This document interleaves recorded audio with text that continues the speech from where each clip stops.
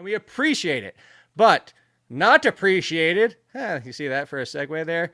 Not appreciated is Jonathan Taylor. We're not going to get to Joe Burrow first. We're going to get Jonathan Taylor first because this is as Messi can get at this point. We've had the Saquon Barkley situation. We still have the Josh Jacobs situation.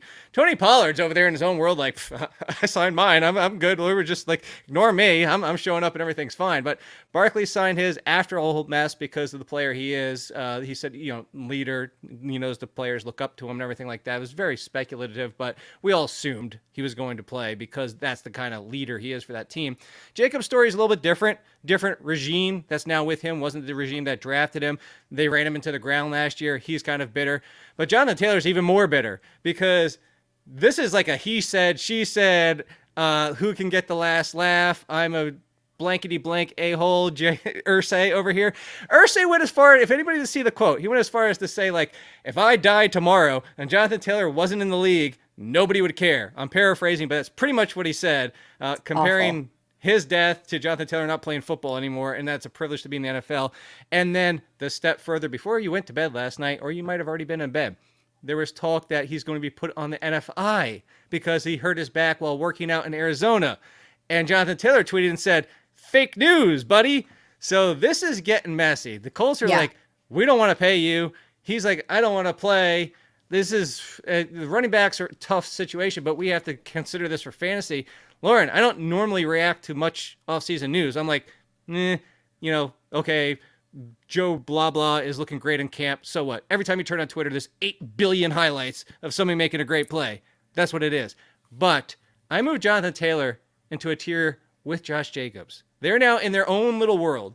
They are 11 and 12. Jonathan Taylor was originally around 5, 6, 7 for me, depending on your scoring format. But Josh Jacobs and Jonathan Taylor are now 11 and 12 behind Joe Mixon, right in front of the Brees Hall, J.K. Dobbins injury risk. Not sure what's going on with there. They're in this own little world because I think they deserve their own little tier. It's draft them because you might get a top 5 running back, but the risk is they don't play. They don't play part of the season. They sit out, like whatever. This is ugly. What are you doing here? This is a mess. This is such a mess. And what a shame, too. Come on. When Jim Irsay came out and said when he formally requested a trade from the Colts, and then Jim Irsay said there's no way that we're going to trade him. I wonder how far he's going to dig his heels in on that particular stance. So I think the best hope for Jonathan Taylor is if there is a little bit of movement in trade talks. But with this news coming out, I'm actually going to try to avoid him if I can. Another really good reason why having your drafts as close to the start of the season as possible is a really good idea, but this is not fun. This is not something that anyone really likes to see, whether or not it's for fantasy football or for real football. Jonathan Taylor is a very special talent, and I don't know what Jim Irsay is thinking. I am not close to him. So this whole thing is kind of shocking. And if I can, I may try to avoid Jonathan Taylor just so I don't shoot myself in the foot. Well, then the question is how long in the draft do you wait before you're saying like, well, Jonathan Taylor is the best player on the board, even with the risk? Because right. So that's going to be the tricky.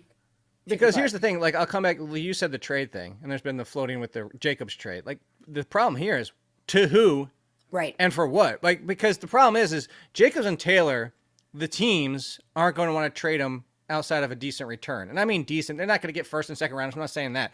But they're going to want somewhat of a return. 2 3s, maybe a second next year and a 4 this year. And I'm saying that to say no team wants to give that up because no team wants to give that up for running backs because the NFL has devalued running backs. They know they can plug in Zamir White in Las Vegas and probably get close to similar production with other people factored in. I made the joke a few weeks ago on this show, and I even said, yeah, go ahead and try Leonard Fournette and whoever else and see if you get Saquon Barkley. It's not going to happen. Of course, the sum doesn't equal the parts, but that being said, teams would have to give up picks, and then they would have to turn around and give the contract. So right.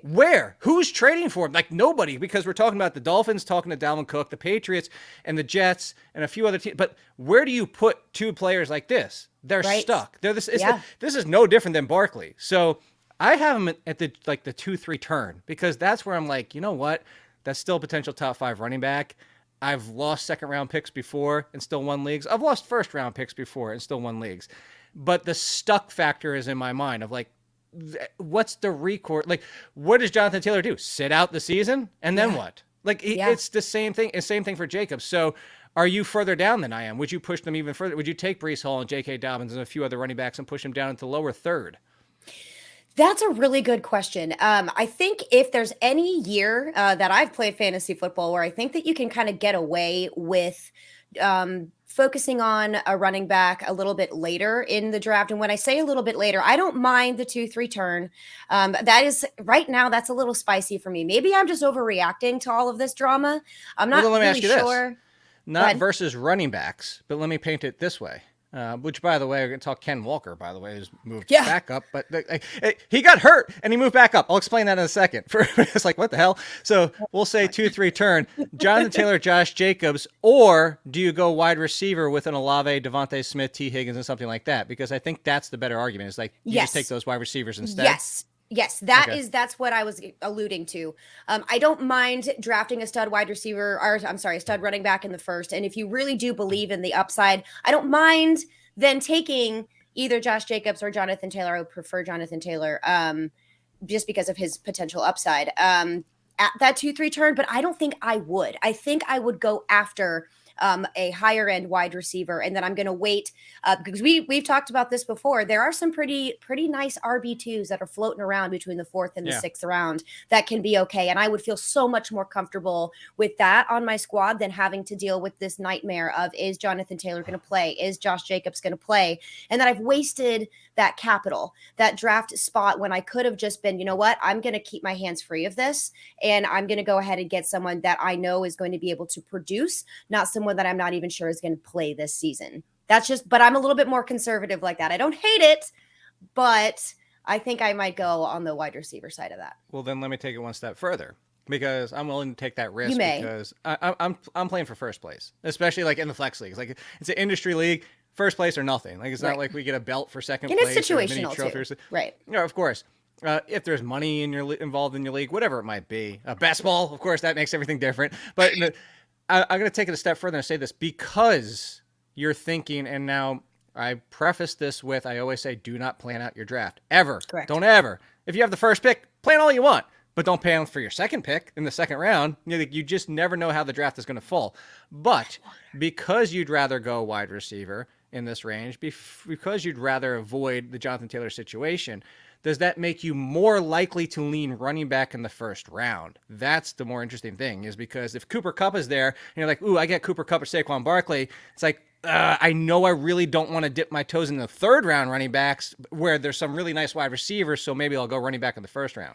Yeah, it's a persnickety situation, but yes, if you are in my boat here, where I am right at this moment, and I kind of want to avoid them completely, then yes, I am going to go stud running back first.